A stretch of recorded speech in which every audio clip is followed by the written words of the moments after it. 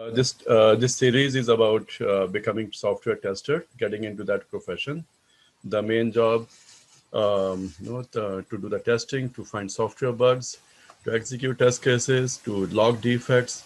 We'll come to those points as we go. Last time, we already talked about my profile here. So this slide is just sitting there. And this time I have included Sonia Sharmaji's profile. She is the co-facilitator for these sessions. As such, Sonia ji got more than 20 years of IT industry experience. She got bachelor's degree in computer science and a lot of certifications you can see here. So now the important thing here I want to mention is, although she had got very accomplished career, IT career, but she decided to move to something where she could follow her passion.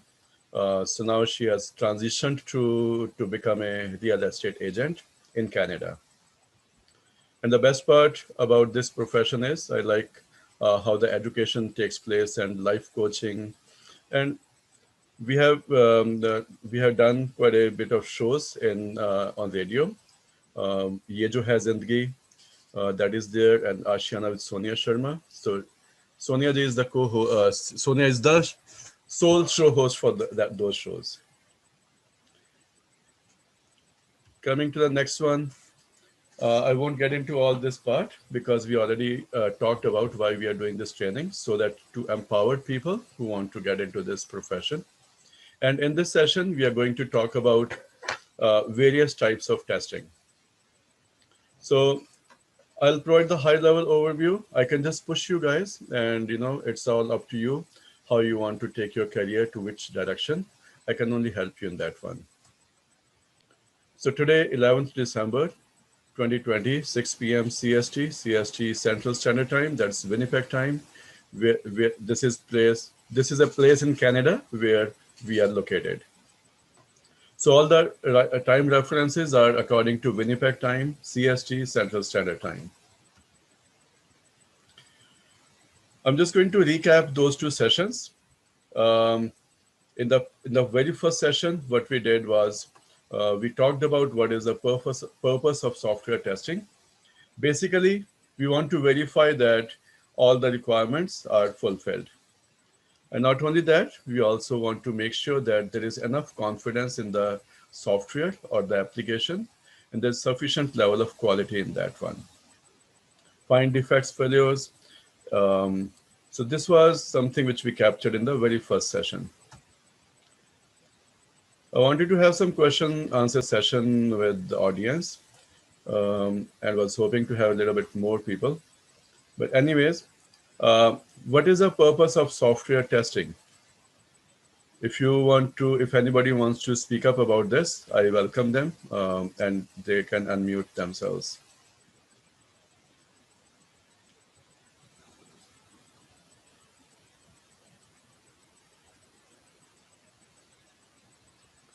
Okay, so what is the purpose here? It's not that only one answer is correct.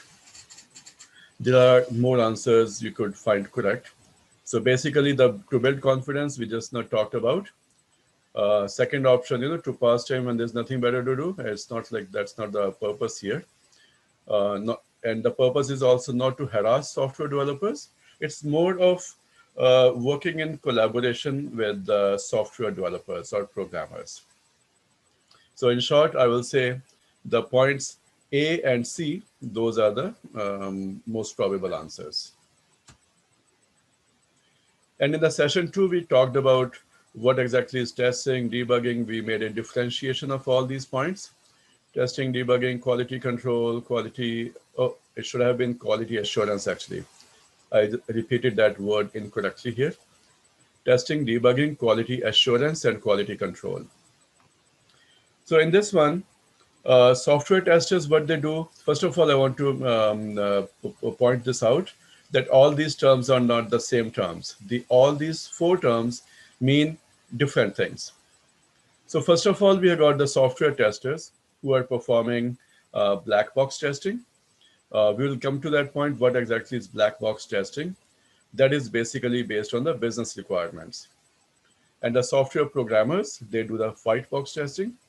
Basically, they know the code, they know the algorithms inside, and that's how they are testing based on that. Then comes quality assurance and quality management. In that one, we can say these are the two parts of quality management. In this, quality assurance is mainly regarding the processes, and quality control includes the testing related activities. I'll get into more detail as we move forward. So my question to you, what do you think, what is this training series about? Anybody is welcome to answer this one by unmuting themselves. So first one is to learn software testing basics or become expert in quality assurance. Get enough push to learn about this profession, obtain certification and get into the profession as a software tester. In my eyes, this point C is the most appropriate one, where according to which, that is the whole intention here behind this series, that you get enough push and you get motivated to get the certification, whoever is here. I can help you about those that particular point. And ultimately, you can become ready for the entry-level position of software tester. We also talked about the 7 testing principles in the last session. Okay, now coming to this point, I'm not sure how many of you are from the software development, as such, how much you know about this profession. So this is a slide which I have for the software development life cycle. In short, this is known as SDLC. So the very first part is requirements analysis. Why I have included this one? Because if you are not from the software programming background, then at least you get some basic idea about this thing. So the very first thing is about the requirements analysis, meaning the first thing is to understand what exactly is the purpose behind this software or application.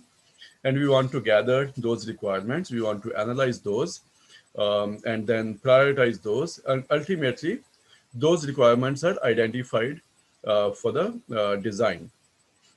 When the design comes, okay, one step back, who does the requirement analysis? Software tester does not. This is the job of the business analyst professional. Then the design, high-level design, is also done by the business analyst. Development means programming. So basically the coding part or development, all those kind of things are same thing. That is done by the software programmer or developers. So I'll keep on using the same word, software programmer or software developers. That means the same thing. What they do, they write the code in a particular programming language. Then the fourth one is the testing. So this is the testing part where the software tester comes into picture. Although testing happens in all the other different phases also, but number 4 is the main part where software tester plays the main role. And the number 5, maintenance. That means everything is done. People are happy about the product or software, and it has gone into production. Basically, the team has team has completed all the work, and the software is already in the maintenance phase. So that's a very quick brief about the software development life cycle. I may refer that as SDLC, short form. Now, these are the different phases in the SDLC, in which, if you see from the top, let's start from the very top, planning. So the things which we talked just now, this slide is a little bit very concise slide. And the next one is a little bit more detailed, where I have listed down all the detailed activities in a particular phase. So the very first one, planning, that means what exactly this project is about. That planning is done by the project manager with the help of the team. Then the analysis part comes over. That's basically where we talked about the requirement analysis.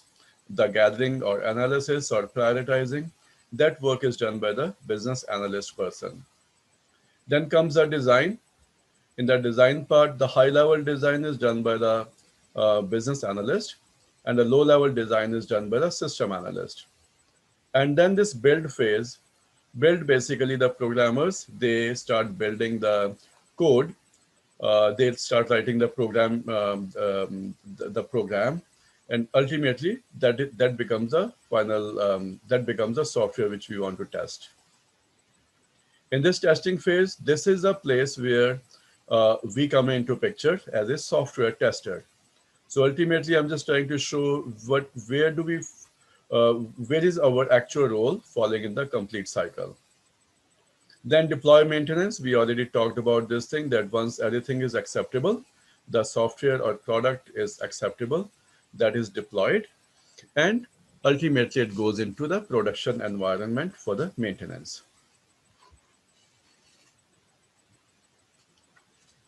In that, on the right hand side, I got all those different parts here that what exactly happens in those. Very briefly, we already talked about what happens in all these phases. I will focus on number 5 here, that is testing. What happens here, QA team tests the software for the errors, bugs, and determines if the solution meets the business goals. That is the whole objective of the software testing profession, to do the basically to test the software so that they can find the defects or bugs, and ultimately to make sure that the software is meeting the desired quality. So all the time our focus will be sitting here on the testing, although I will cover some of the testing which is not done by the software testers, but that is part of the ISTQB exam, so I'll cover on that part a little bit as we go. Okay, now coming to this diagram, what you see, that is called V model of testing. Like you see, the shape of this diagram is from requirement analysis coming down to high-level design, low-level design, coding, and then that's one leg of V, and then going up, that's another leg of V. That's why it's called V model of testing. In the first phase, in the requirements analysis, that is the time one particular system test plan is prepared.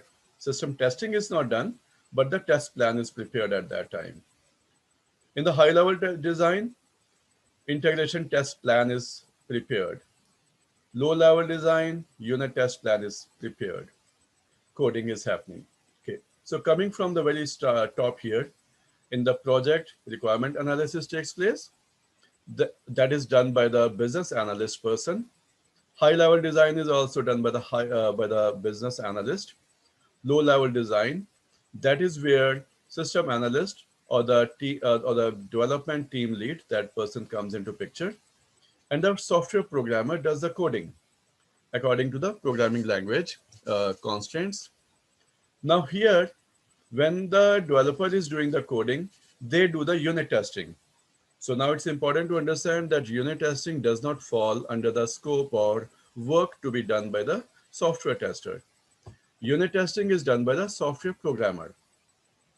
Integration testing, it can be a combined effort, but system testing is where most of our work comes into picture.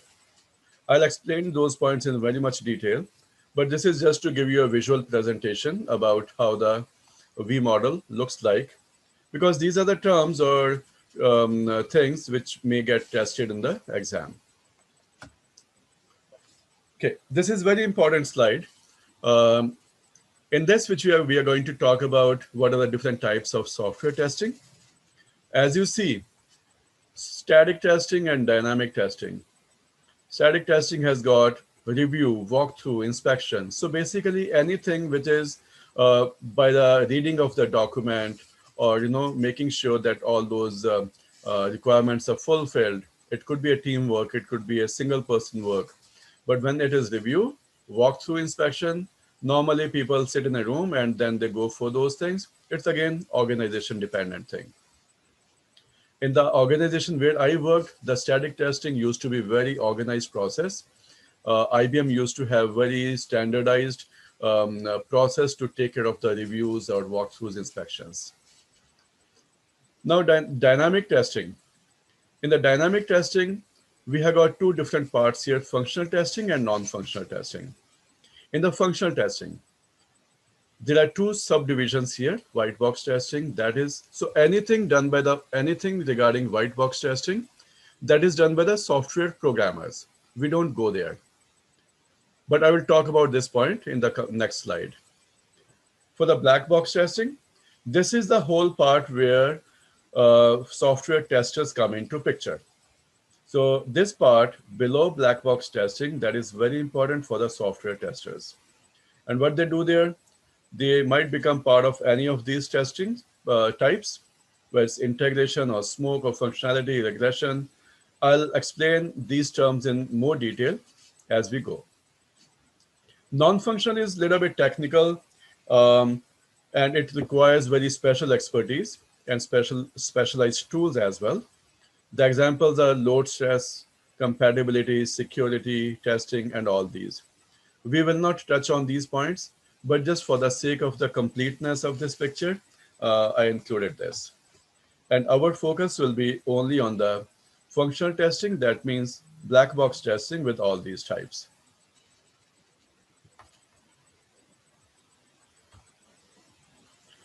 Now, these are the types of testing where, you know what, I think this will make better sense.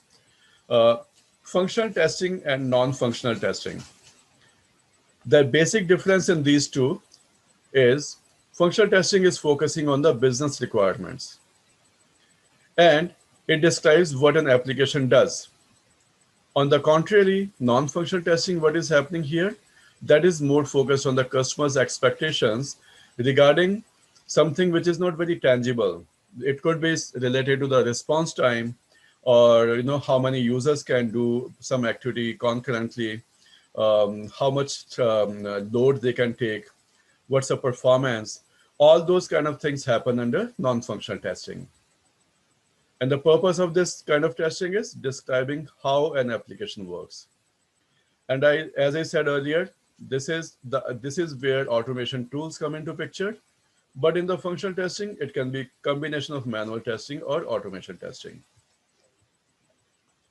So if I want to highlight the main thing here, functional testing is basically focused on the business requirements, and non-functional testing is regarding customer expectation in terms of response time or load or performance. I hope this is making sense. So I'll go one slide earlier, which I had about this.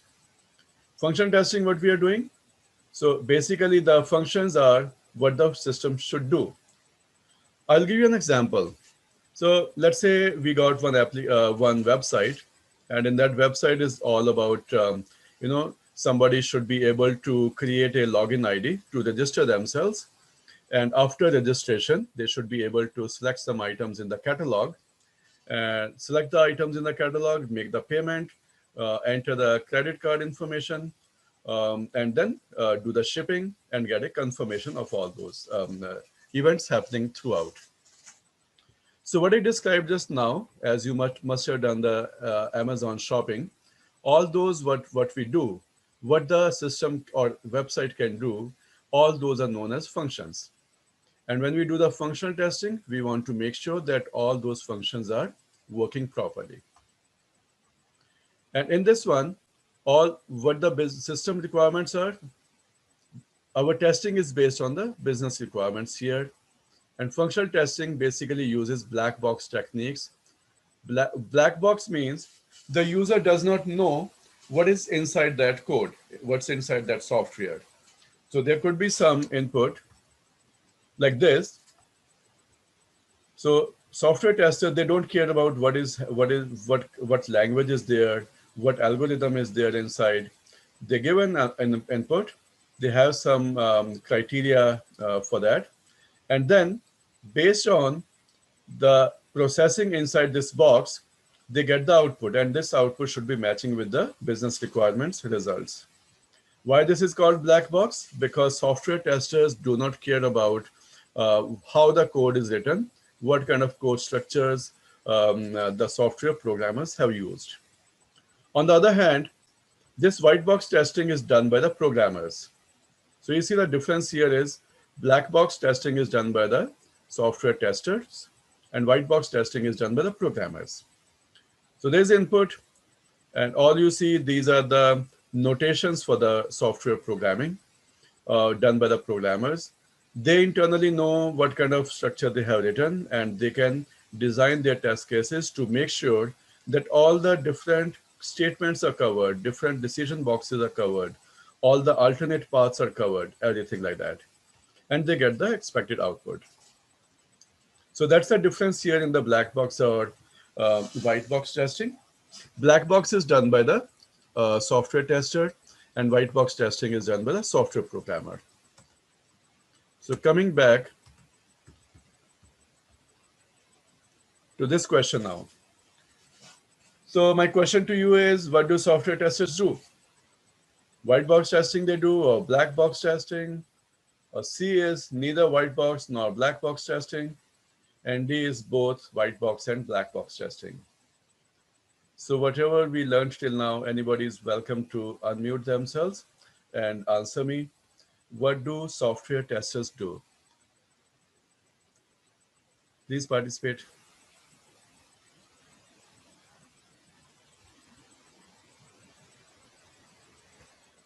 Black box testing.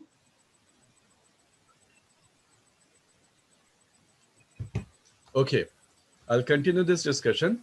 So basically in this one, software testers do the black box testing. That's the whole purpose here, which we talked earlier.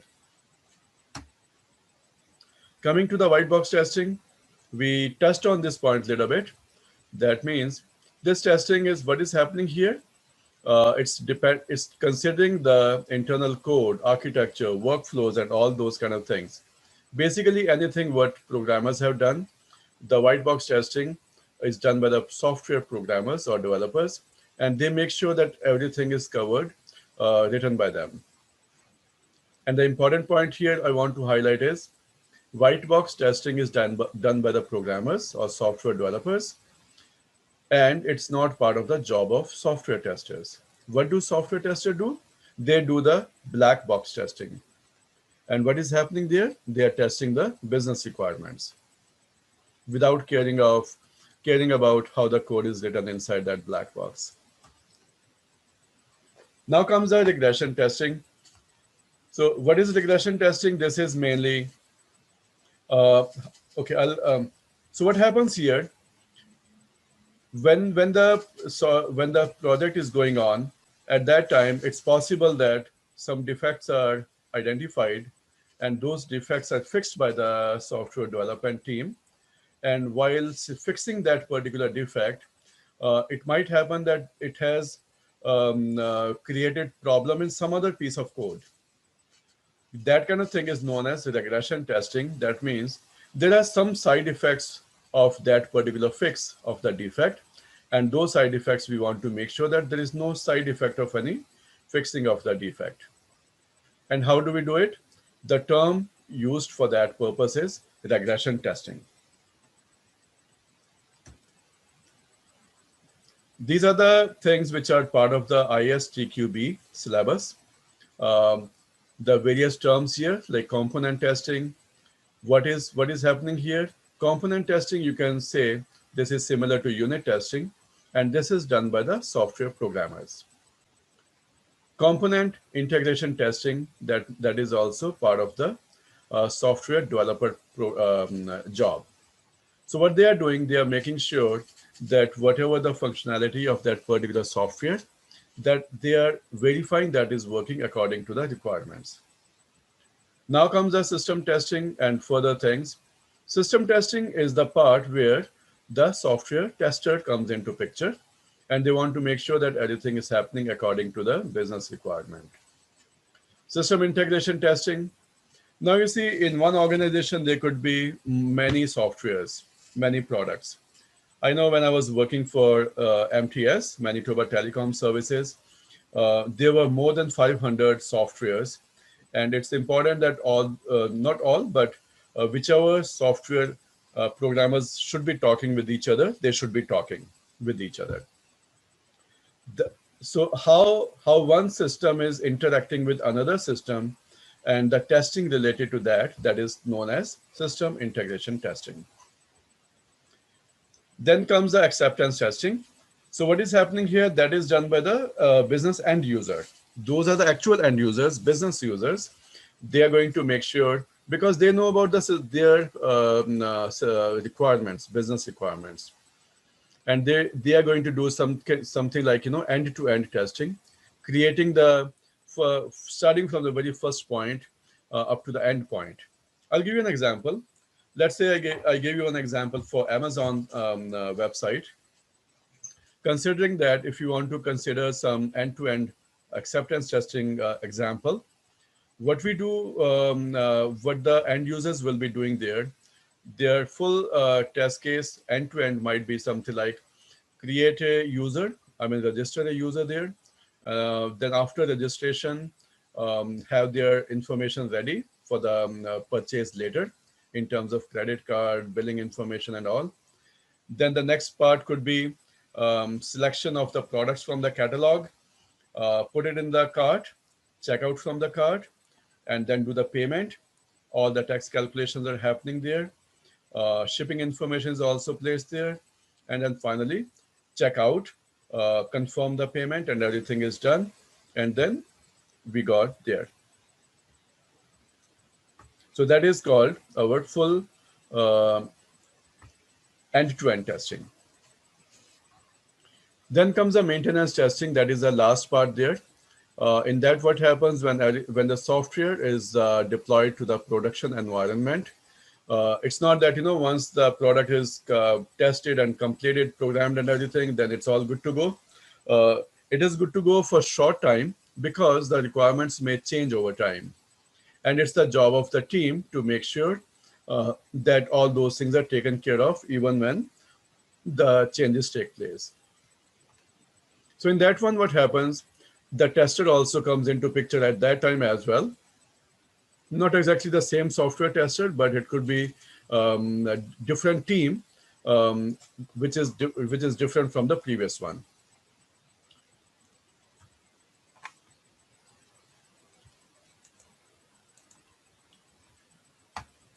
Okay. Static testing. We already talked about static testing in the diagram earlier, where I showed you the different types of testing. Remember, we had, if I take you back to that part, this one. So static testing had all those reviews, walkthroughs, inspections, ad hoc things, some checklist, or there could be so many things in that particular part. That is what all those things are listed here. So checklist, there could be some checklist. Based on that, we are doing the review, or there is a formal review, informal review. All these are different ways where one can do the static testing. And software testers don't get into this kind of activity.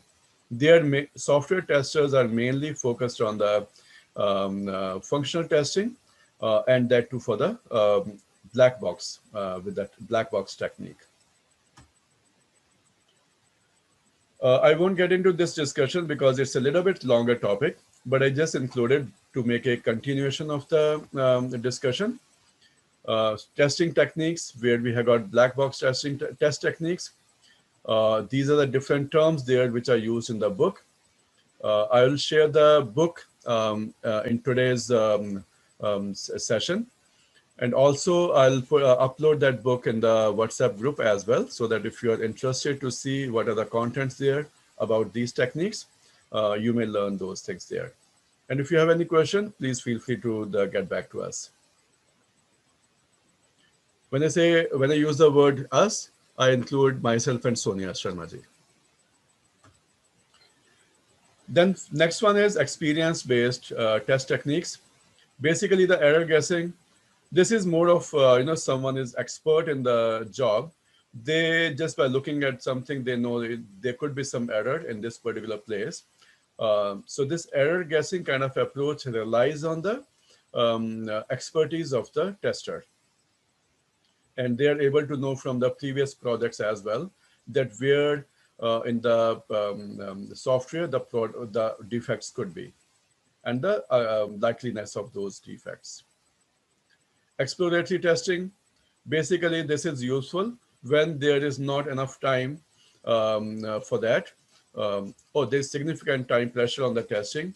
So that means there's not enough time to do the testing, so people just pick up some parts there and do it. Checklist based testing, that is a thing where they have got one checklist with them, and based on that they do the testing.